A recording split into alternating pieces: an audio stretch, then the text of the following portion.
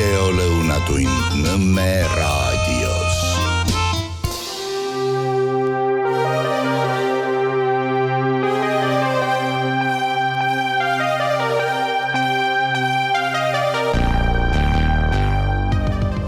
Tere hea ja mõtleb Nõmme raadio kuulaja, vaataja. Minu nimi on Kertu Luiskese ja siin on Vabaduse hääl.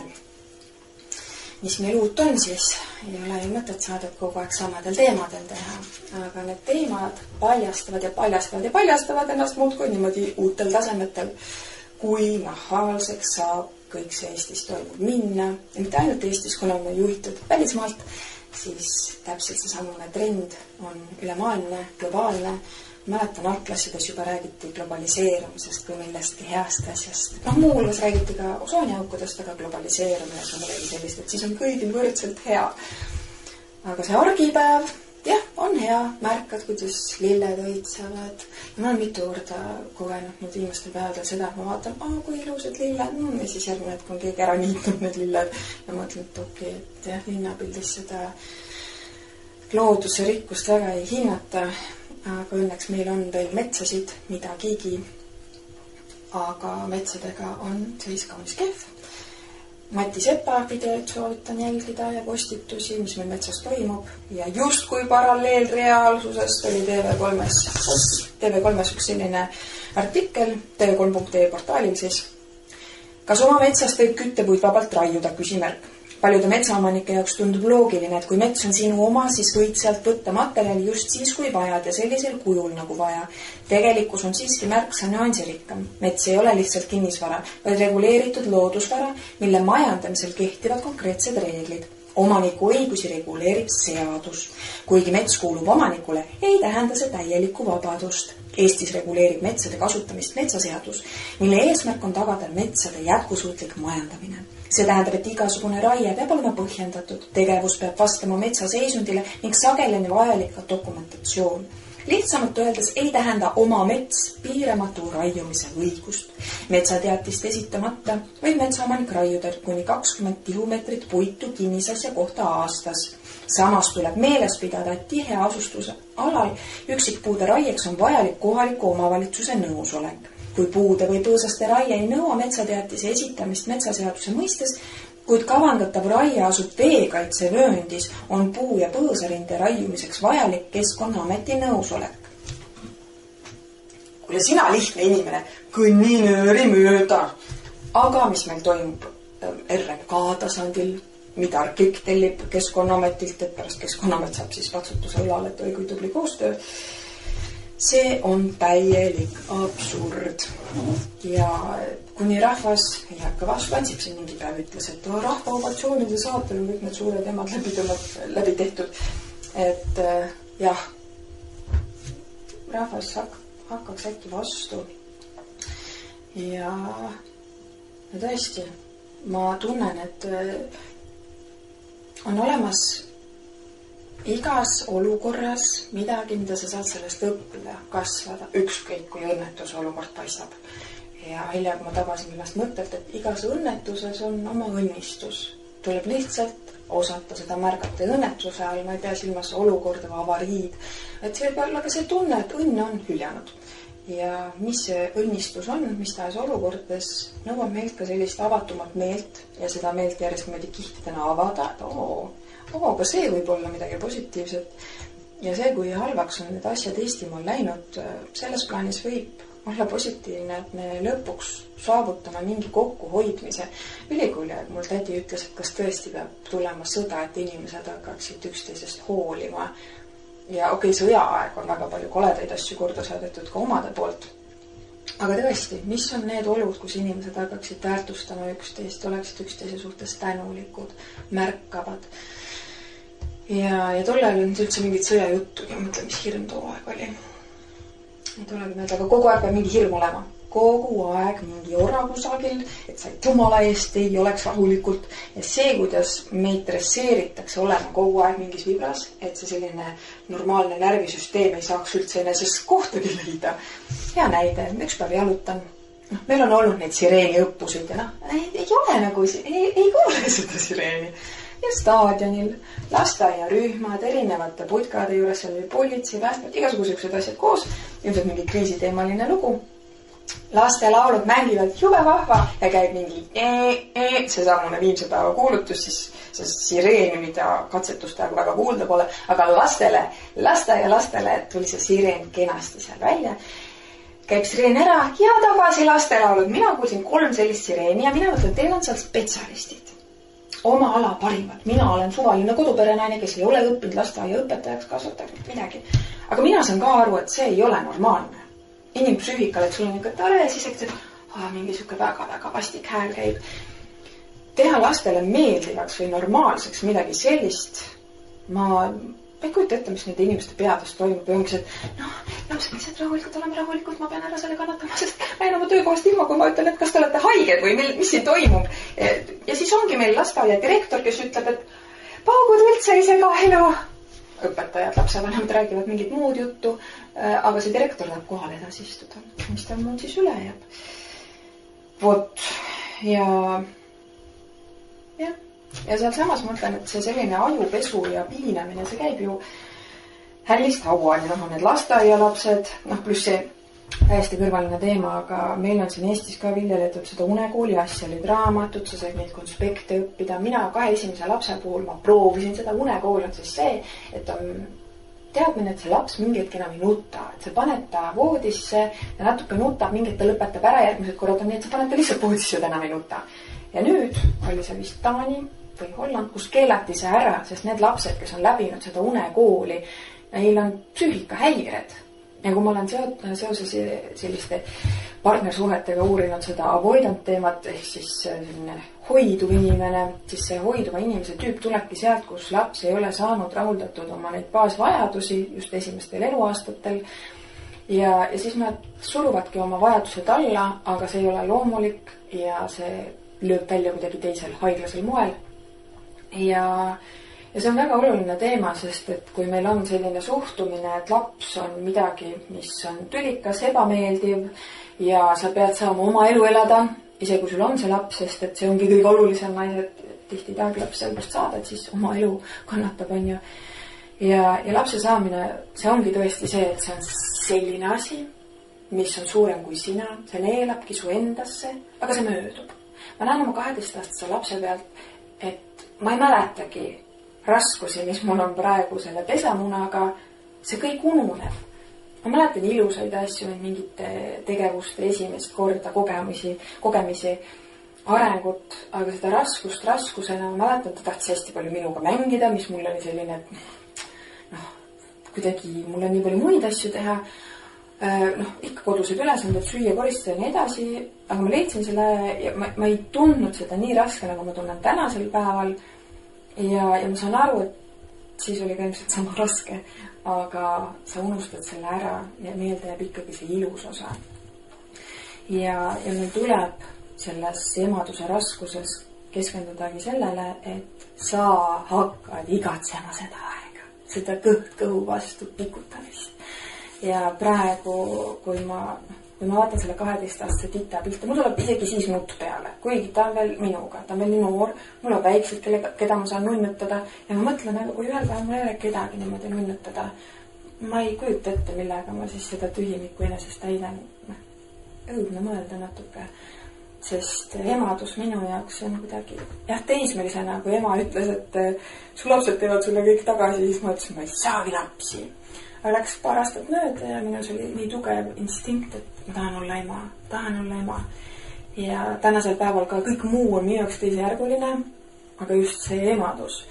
Ja kui esimese 2 lapse aegus oli midagi sellist, et nagu tunne, et ma soovin, see oli kuidagi selline tunne, et keegi tahab tulla, aga nüüd 3. 4. aegus ei olnud isegi see mingi tunne, see oli nagu loodusjõud, mis lihtsalt neelab su endasse ja sa saad sealt välja ainult nii, kui sa rahuldad selle loodusjõu taotluse. Ja ma tean veel naisi, kes on seda sama kogenud ja ma tean isegi lugusid, kus meestel on see tugev tunne, aga pole veel seda küpsust ja hüljatakse ikkagi see naine ja laps. See on selline, ja just praegusel ajal on neid juhtumeid järjest, kes rasedusaegu hüljatakse, kes kui enne lapse pooleaastaseks saamist, enne aastaseks saamist, naiseks kõige raskem aeg. Ja siis ma mõtlen, et kui rumalad olete mehed selle koha pealt, sellised mehed. Elu ei jäta sellist asja karistamata, sest naine, kui ta annab endast nii palju, siis tegelikult on see, et looduspoolt on ette nähtud, ta kõrval on see mees, kes aitab seda balansseerida ja kui seda meest ei ole, siis see naine lihtsalt peabki sel perioodil ennast ületama ja ma arvan, et maailmas valitseb tasakaal ja mingil määral ka õiglus ja selliste asjadega ei pääseta puhta nahaga ja on ka teistsugust lugu. Ma mõni aeg tagasi trehvasin, kuidas üks mees kirjutas raamatu teemal pealkirjaga Don't Kill My Baby. Sisu oli siis see, kuidas naine ei rasedaks ja ta ütles, et ta soovib, naine ütles, et ta teeb aborti ja mees ütles ei.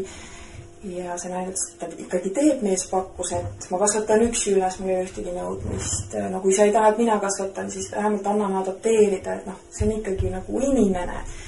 Ja naine tegi selle abordi nii kiiresti ära, et mees ei jõuaks kohale ka, et seda vältida.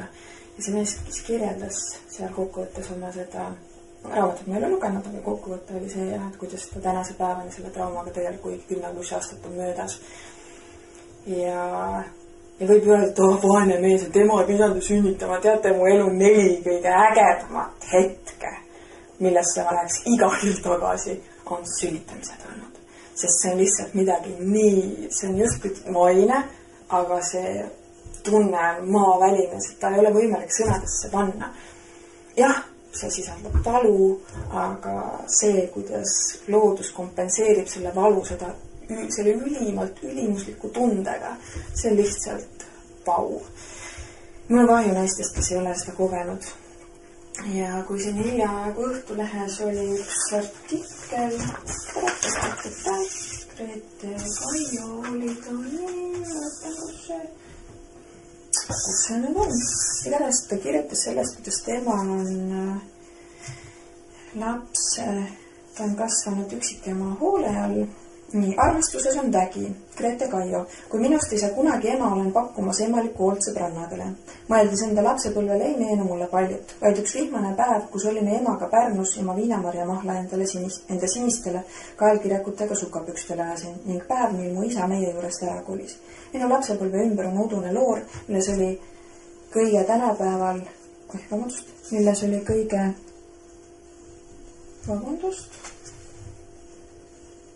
tähtsam mu ema õnnelikuks teha, sest just temas oli ja on üks suurimaid varandusi, mis mul elus on.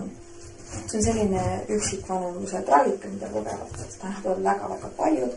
Ja siin ta kirjeldab ka seda, kuidas tema 20. sõbrannadel on kõigil üsna sama muster, üksikemad kasvatasid ja kuidas nad pidid siis seetõttu väga ruttu suurteks saama ja kuidas see neid on mõjutanud. Ja siin tulebki mängu see kiindumussuhe.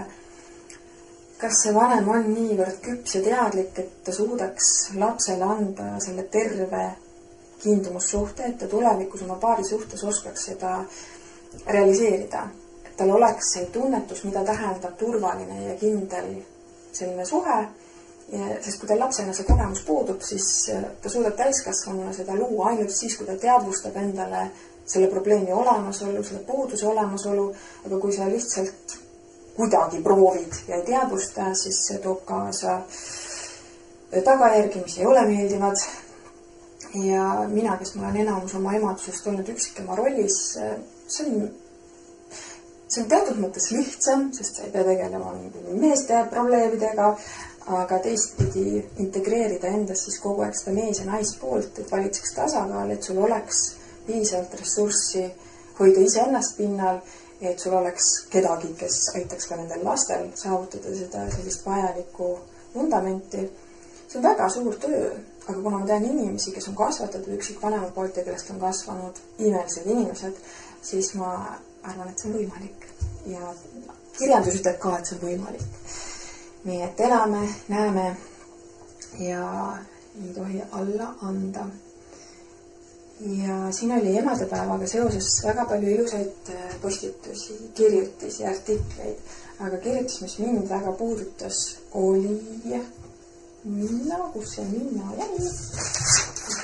Hunnik pabereid. Nii. Psühholoog Minna Sild. Palve lapseootel naiste meestele ja värsketele isadele. Ja see artikkel oli nii kaunilt kokkuvõttev. Ta võttis kokku selle, mida mina endas sellel protsessisin, kus kõik rääkisid emadega, nii tore. Ja mina mõtlesin just, et see emadus, see ei ole see, et ema, vaid et see ema vajab enda kõrvale isa ja seda isa tuge. Ja kahjuks on meil selline trend ühiskonnas, et need mehed, ma isegi tea, mis vanuses need saavad meesteks, aga see võtab rohkem aega kui naistel. Ja kui siin meil on tulemas üks väga põnev asi, reklaam oli koguni internetis üleval, kuidas, Soros raha ei maga, kõik see ajupesu, see, kuidas meil tänasel päeval ongi need meeste ja naiste rollid sassi jäetud ja kuidas mehed ei suuda olla mehed. Ma arvan, et see on osa sellest agendast, et olekski soosegadus, et naised oleks mehelikumad ja siis mehed on naiselikumad ja kuidas see ei tule sellest nõiaringist välja, sest tõesti, kumb oli ennem, kas mehelik naine või naiselik mees. Ja kuidas me sellest välja tuleme? Igatahes reklaam. Hea 8. kuni 9. klassi õpilane, pane kokku 4-liikmeline rühm ja osale 28. mail Võru kesklinna koolis toimuval soolise võrdsuse üritusel. Just sinul, sest sa oled eriline ja tähtis, just sinul on võimalus kaasa rääkida meid puudutaval teemal ja teha tulevikuotsuseid. Tulevikuotsuseid, see niimoodi ühel päeval teeme koos tulevikuotsuseid, väga põnev. Parimatele auhinnad meenutab COVID aegu, kus sa võisid saada nutitelefoni, kui sa lasid X-aineid enesesse süstada, mis oli ebaseaduslik, et tänase päevani mitte kedagi vastutusele pole võetud. Ja selle happeningi nimi on soolise võrdsuse häkaton. Häkaton, mis see häkaton on? Margus Lõpa tuli appi, kommenteeris. Sõnal häkaton ei ole veel definitsiooni. Äkki seletav sõnaraamat pakub vaid lähemaid vasteid, näiteks makaron. Ühes kohas siiski pakutakse, et häkaton on üritus, kus programmeerijad, disainerid ja teised arendajad kogunevad lühikese aja jooksul, tavaliselt 24-48 tundi, intensiivselt töötama, et luua uusi tarkvara lahendusi, rakendusi või prototüüpe. Kontekstiliselt siis ajupesutron. See toimub 10 linnas üle Eesti. Au ja kiitus kõigile teistele linnadele, kus see ei toimu. Ja ma siis pöördusin sinna kontakti poole, et tere, kas lapsevanemad võivad ka osaleda? Küsimärk, tuli vastus. Nagu on reklaamis öeldud, siis üritus on suunatud 8. kuni 9. klassi õpilastele. Seega ei. Õpilasi juhendavad väitlusseltsi täiskasvanud, toimub ka veebi vahendusel juhendamine ja tulemusi tuleb hindama piirkondlik välisindaja. Kui tulemus on midagi konkreetset, siis ma tahan teada, mis on see lähteülesanne, kuhu nad peavad selle väitlusega jõudma. Ma ei usu, et nad piirduvad sellega, et on mehed ja naised ja siis me peame võrdselt kuidagi hakkama saama. Ma ei usu kogu selle LGBT liputamise taustal, mis meil siin toimub, ma ei usu, et seal on 2 sugu. Ja isegi kui on, siis naised, kellel võib-olla on samasugune selline looduslik tunne, looduspoolt tuleb tunne, et tahan olla ema. Karjäär, edu, haridus, laps, see ei kuulu isegi sinna, sest et ilmselgelt tuleb ülikooli minna ja kellekski hakata, kellekski saada. Emadus, mis asja, sa tahad olla see mingi kärulükkav juustude riietega ja nädal aega pesemata peaga tegeleme või piinlik. Ja ma siis küsisin, et kui lapsevanem soovib olla kursis sellega, kuidas teemat käsitletakse, et osata ka ise lapsega sel teemal rääkida, puudub tal selleks võimalus. Küsimärk. Nii kena, et ta vähemalt vastab mulle jälle. Lapsevanemad võiksid pidevalt oma lastega igapäevaseid teemasid arutada. See on väga eeldatud ja oodatud tegevus. Üritusel toimunust on samuti vägagi soovitatav oma lapsega suhelda. Ürituse teemakäsitlused tekivad teemade täpsustuste ja õpilaste arutluse käigus. Üritus ei ole kohustuslik, minu soovitusel ka laske mul lastele osaleda, lihtsalt kas või tapsuks. Üritus on 8. kuni 9. klassi õpilastele. Loodame saada üritusest ka kokkuvõtet. Kooli võime seda asja siis suruda, on see, et stiilis ühiskonnaõpetus või inimeseõpetuse raames öeldakse, et osalege, et sellega saate siis mingi hinde kätte, mis iganes, sest kooli ülesanne on ikkagi teha seda õiget asja. Nagu meil siin Kristjana Kallas on paljastanud, et koolide kaudu käibki see ajupesu. Vot. Aga seda, et kui sa oled naine, siis minegi seda naiselikku teed. Jah, me vahepeal vajame ka niisuguseid mehelikkuse elemente, ratsionaalsust, kainust, stabiilsust. mingites eluvaldkondades, eluhetkedes või näiteks kui sa oledki üksinda, siis sa selles üleni naiselikkuses ei pruugi välja vedada. Me peame olema suutelised integreerima üksteise tugevusi iseendasse, õppima üksteiselt. Ideaal on see, kui naine ja mees on koos ja nad niimoodi pidevalt üksteist täiendavad, õpetavad ja samas annavad ruumi, et mees saab olla mees, liikuda oma mehelikkuse potentsiaali arenguteel ja naine saab samas oma naiseliku potentsiaali arenguteel. Aga kui see ei ole niimoodi, ei ole seda õnne olnud, siis isegi üksinda olles säilitada ikkagi see mina naine, mina mees, kes ma siis olen ja mitte minna nende ajupesudega kaasa. Ja väga palju ajupesu toimub ikkagi üksikute inimeste puhul on see trend, et kui sa ei saa jagada mingeid selliseid elulisi hetki, sa võtad nutiseadmega, sa justkui saad jagada, aga see ei ole see energia, see ei ole see rahuldus. Sul on vaja päris inimestega suhelda. Ja ma näen ka seda, et miks paljud valivadki üksinsus on see, et nad justkui nutiseadmes saavad oma kaifi kätte dopamini laksu, mida tegelikult peaks pakkuma lähisuhe. Aga lähisuhte on sellist ebamugavaid momente, mis võivad ego riivata, aga nutiseadmes, võta AI, räägi AI-ga õigusta võib sulle need muka peale määrida ja avastab, kui imeline inimene sa oled. Aga räägi päris inimesega, kelles on meil nii palju julgust, et ta ütleb sulle välja ka, mis ta päriselt arvab, päriselt mõtleb. Vot see on elamus, see on iseenda ületamine. Sest olles selles netimullis, kus sa saad valida, kelle akna sa avad, kelle akna sa ei ava, kellega on tore rääkida, kellega ei ole tore rääkida. Ja tihti need, kellega ei ole tore rääkida, on need, kes peegeldavad meile. Ja mina, paljud asjad, mis mulle saadetakse, ma enam isegi ei ava. Sest see müra, mis on nende lühivideote ja mingid tsitaadipildid, kus sa loed mingid väga imelise lause ja sa elad oma elu edasi nagu ikka. See lause tegelikult ei integreeru su ellu. Sa lihtsalt loed ja loed seda hetkeks nagu ja siis sa oled jälle tavaelus. Sa pead kogema ja omama seda kontakti tavaelu olukordadega. Kas või see, mis me hiljem täitsa nagu õnnetu või siuke, aga mis on selle õnnistus? Et nagu enda seest tuleks need tsitaadid, need imelised tsitaadid, mis internet on täis neid, AI taustadega ja nii edasi, aga ise enda sees. Ja see nõuab sellist enesesse vaatlemist, ausust iseenda vastu ja see ei ole nii mõnus, kui see, et võtta nutiseadmisse värviline ekraan mul veel silma ka niimoodi virendab ja mõnus on olla. Ja me peame liikuma sellest kõigest, mida meile niimoodi kandikul serveeritakse, väga hea, võta. Liikuma sinna, kus ei pruugi olla nii mugav, aga see on seda väärt. Need tulemused on seda väärt. Ja inimesed, kes ongi jäänud lootma sellele valitsusele, omavalitsusele, meditsiinisüsteemile, haridussüsteemile, aeg on üle särgata. Hiljem Rikko Veskivel ja kanalil oli Anu Kallavusega päris selline tore kuulamine. Alles Veevala ja ajastul, et vanemad saavad aru, et see haridussüsteem ei ole päris see, tekib palju teistsuguseid koole. Minu lapsed käivad nendes teistsugustes koolides ja ma ei ole kahetsenud neid otsuseid. See, mis toimub tavakoolides, andke andeks, ükskõik kui südamega õpetajad te olete, see ikkagi nüristab ära neid pärleid.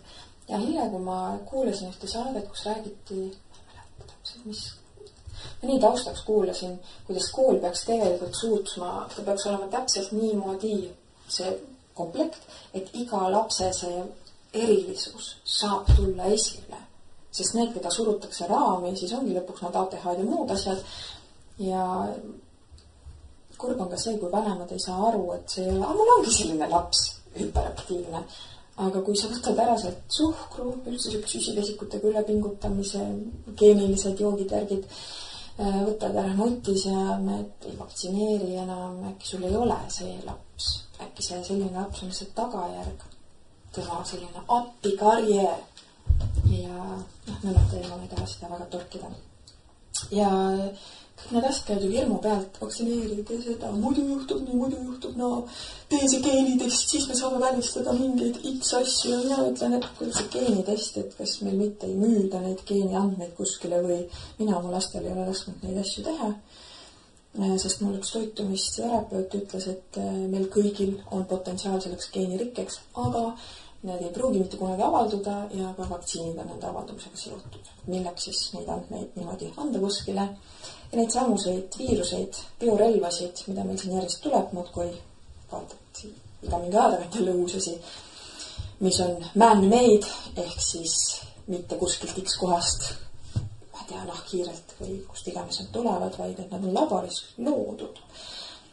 ja me peaksime olema kogu aeg selles fookuses, et mis on looduslik, mis on loomulik. Siin on nendele vaktsiini ja meditsiiniusklikele üks tugigrupp. UPS, uhuunduse, peegelpilt, mingi detox, bla bla bla, mis see on see nimi. Ja see, kuidas nad seal kõik koos hõiskavad, on lollid, nad on lollid. Ja vahepeal ma kommenteerin sinna, kes ma vaatasin, et ei ole mõtet, et see ongi mingi tugigrupp või tugirühm, kus saavad sellised kokku ja siis K-vitamiin, kuidas lastele ei tehta K-vitamiini, oi kui jõudsed vanemad, tahavad laps verejooksu kõteresuks. See verejooksu teema, nii palju kui mina uurisin, siis on seotud sellega, et lapsed saavad neid samusid vaktsiini seal. Või on sekkumised sünnituskäigus, mida haiglad väga armastavad teha, neid sekkumisest iga sekkumine tähendab raha. Ja siis ongi tarvis seda K-vitamiini. Ja kui ma ütlesin, et tõesti K-vitamiin on ju väga vajalik, sest et looduses on juba aegade algusest ette nähtud, et kui laps sünnib, siis ta saab K-vitamiini süsti kohe. Ilmselt saadi aru, et ma irooniaga seda võtan. Ja siis öeldi, et jah, see on sama loomulik kui riided seljas ja nutitelefon ja mis see oli pikk nimekiri. Ja siis ma ütlesin ka, et see on ikka väga kauge üldistus. Aga viirus, mingid haigused ja nüüd lähevad leetrid levima. Ma ei tea, kas ma eelmist saates jõudsin öelda, aga leetrid, mis see puhang on, see võib olla vabalt vaktsiini kõrvaltoime, et inimestel on sellised lööbed. Ja see hantaviiruse, kui hirmutatakse, aga ei lähe nagu väga hästi läbi.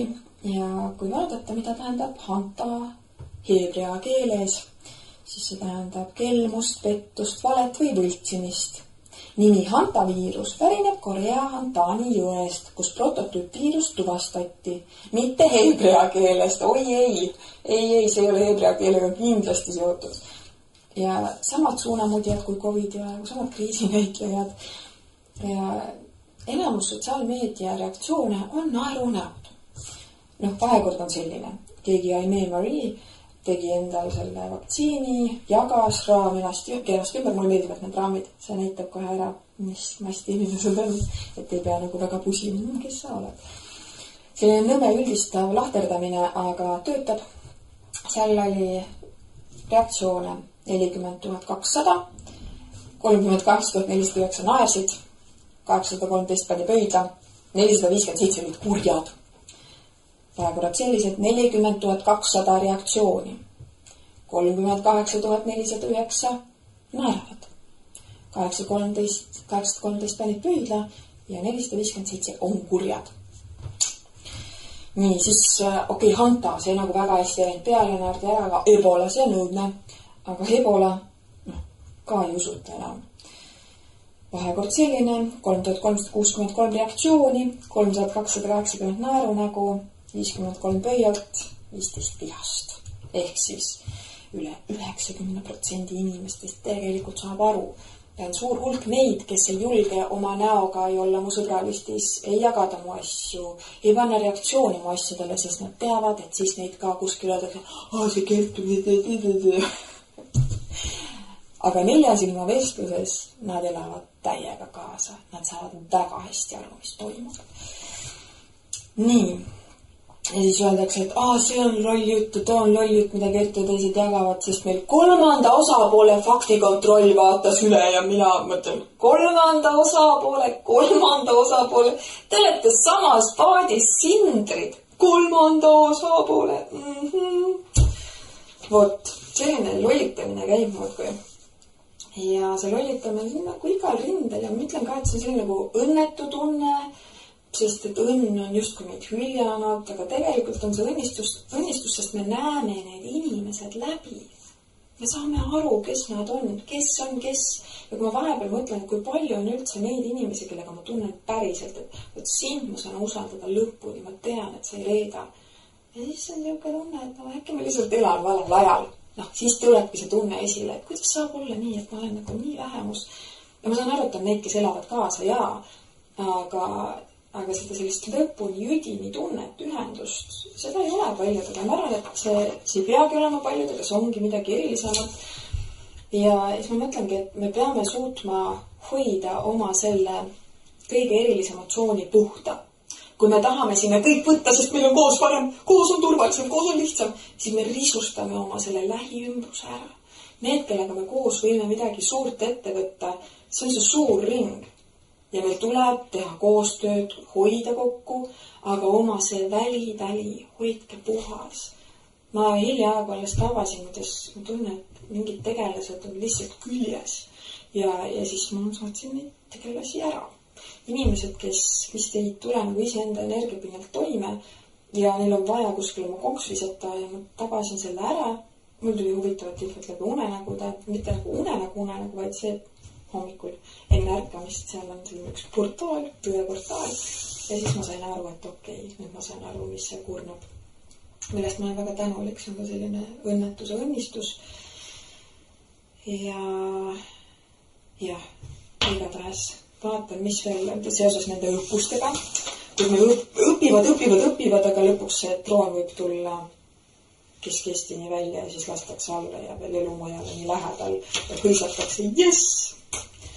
Et neil häbi ei ole, meil on siis nende eest häbi ja piinlik tõesti. See ei ole okei. Ja meil õppustel, miks ma tunnen, et see meie, ma ei öelda, et see on genotsiid, sest see, mis toimub, vaadake, mis on toimumas Ukrainas, see, kuidas lihtsalt inimesi kanderaamiga visatakse ka sinna bussikuuti, kus viiakse inimesi rindale siis edasi, et siis vahepeal otsustab, et no okei, saite mu kätte, ma siis kaitsen kodumaad. Ei, eesmärk ongi utiliseerida, hävitada.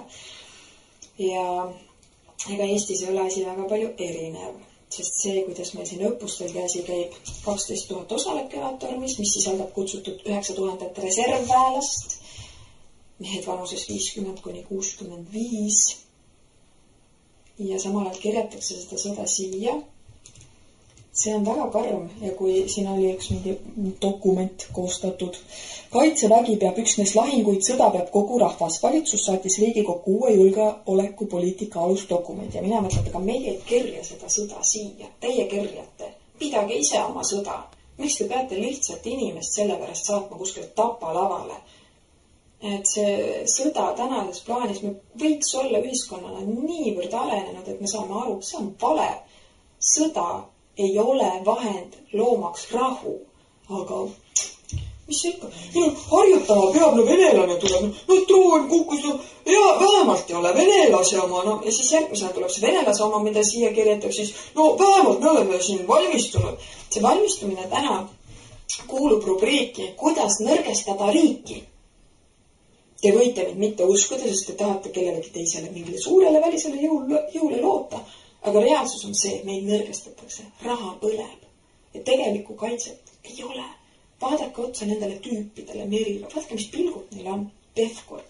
Kas need on need inimesed, kes hingega on Eestimaast väljas? Kas neil on see mentaliteet nagu meie esiisadel, kes seisid päriselt kodumaa eest? Ma ei kujuta ette, mida tegelikult oleks päris huvitav. Ei, ma ei poolda teispoolsusega suhtlemist. Aga mida ütleks mu vana-vanaisa, kes Sinimägedes oli ja kes pärast Metsavend oli, kui ta näeks neid tänaseid, kes meil siin on Eestit kaitsmas ja kes juhendavad siis neid, kes X põhjustel, kes raha pärast on selles sektoris. Aga vaata inimene, kes on raha, tema on maises. Tema ei läheks surma selle eest, mida ta teeb. Ta ei läheks rindele, sest raha. Aga kui sa lähed kaitsmise pärast, kui sa kaitsed oma kodu, siis see ei ole raha. See on tegi püha.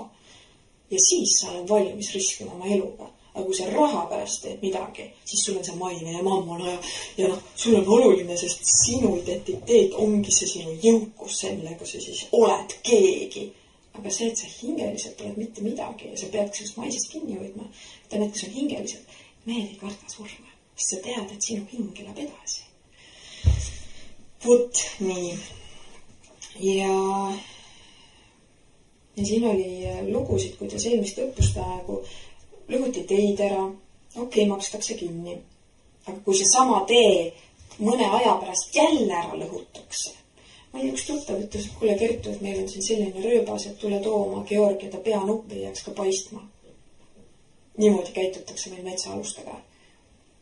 Ja kuidas ühe kodu juures, hea küll, see on nende eratee, oli avalik tee metsa vahel. Aga kui need samused sõdurid näevad, et siin on kodu, inimesed elavad siin, kas vara hommikul seal hakkate täristama aknal on inimlik?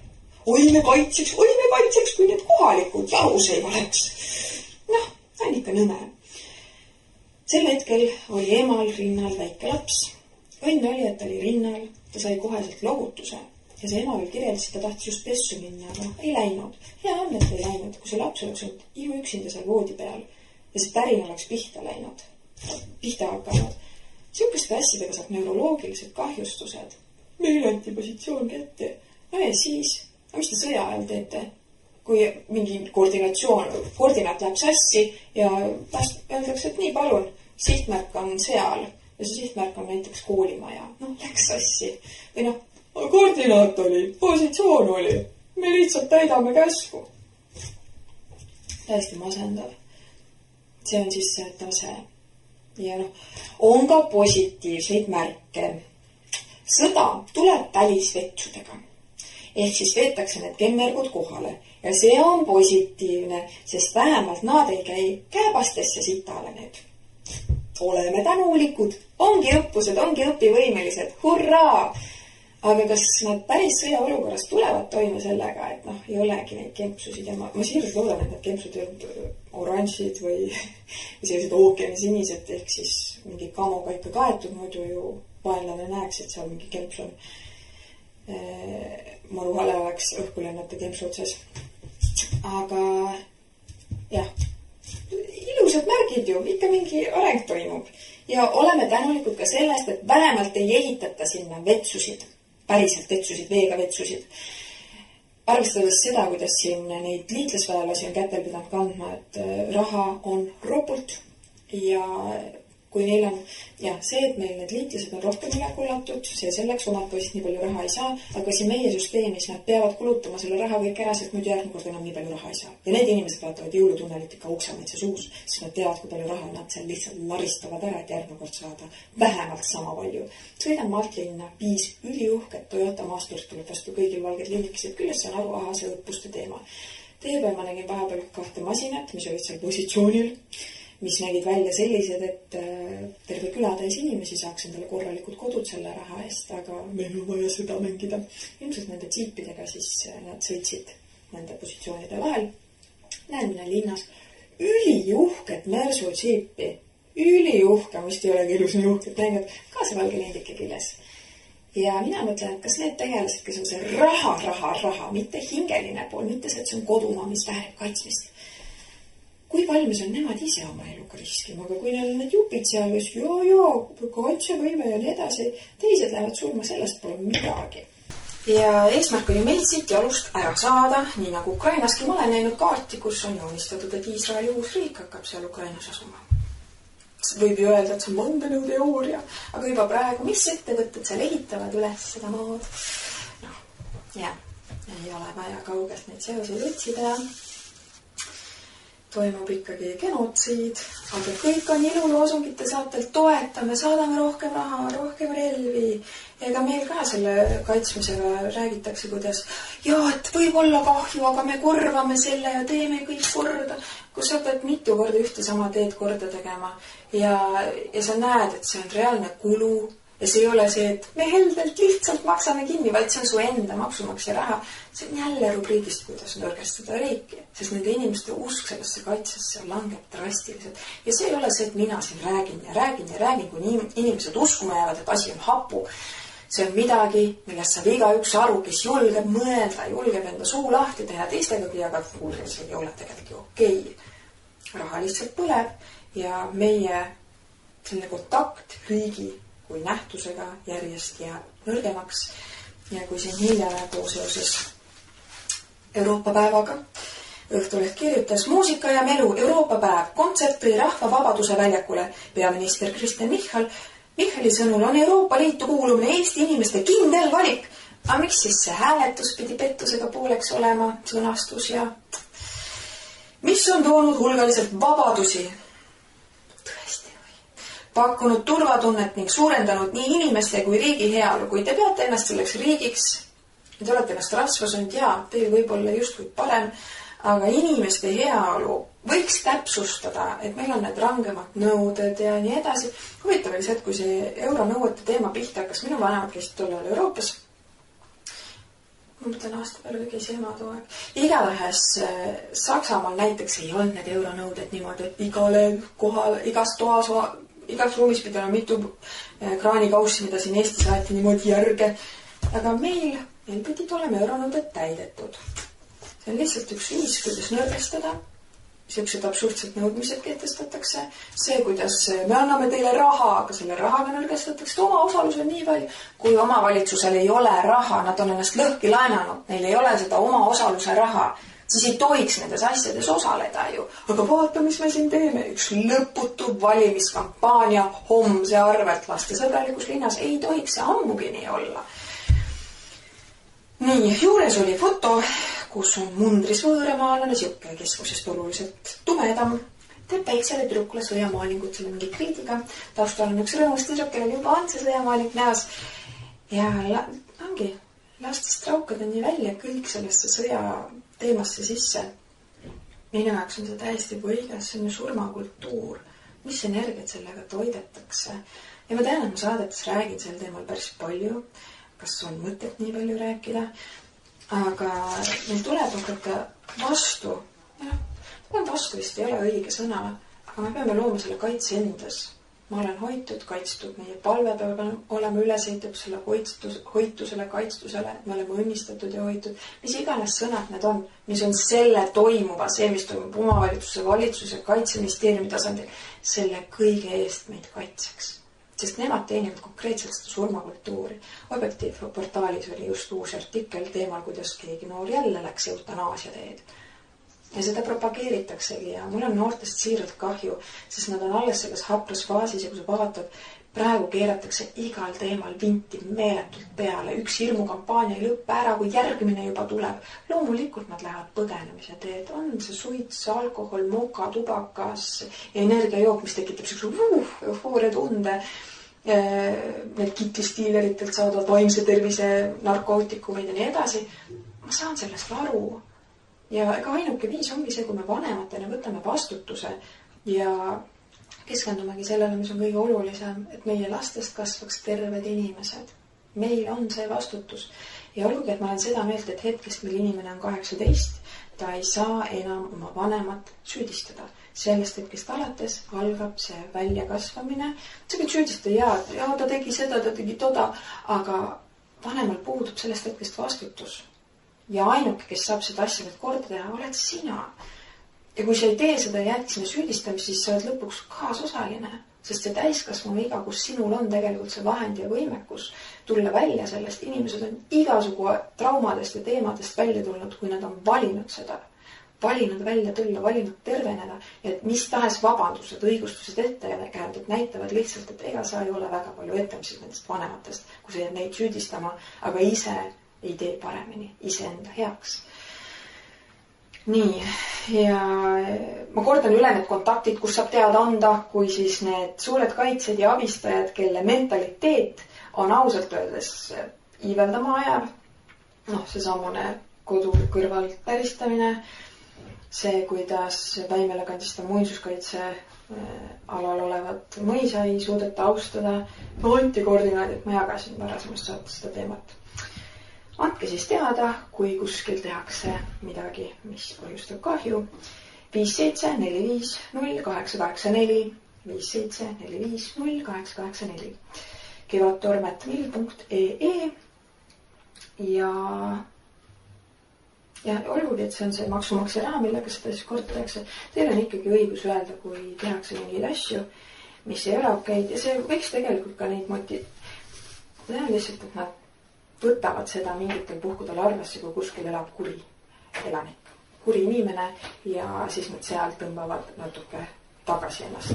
Nii et olge kas või kurjad ja see, kui teid siis kuskil kurjaks nimetatakse, on minu jaoks nagu täiesti teisejärguline, arvestades seda, et kodu on püha ja kas või sellepärast võtke seiske enda eest, et teie maja võib olla järgmine, mille kõrvale kukub see troon, mis kannab endaga 50 kilo lõhkeainet. Nii.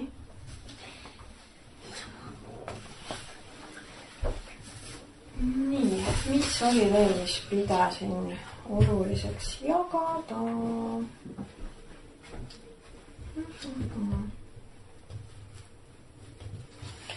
Aga kõige olulisem vist sai ära. Ja märgake neid õnnistusi ja kogu selle sõja hirmutamise ja üleskütmise taustal ma olengi mõelnud ja see võibki nii minna.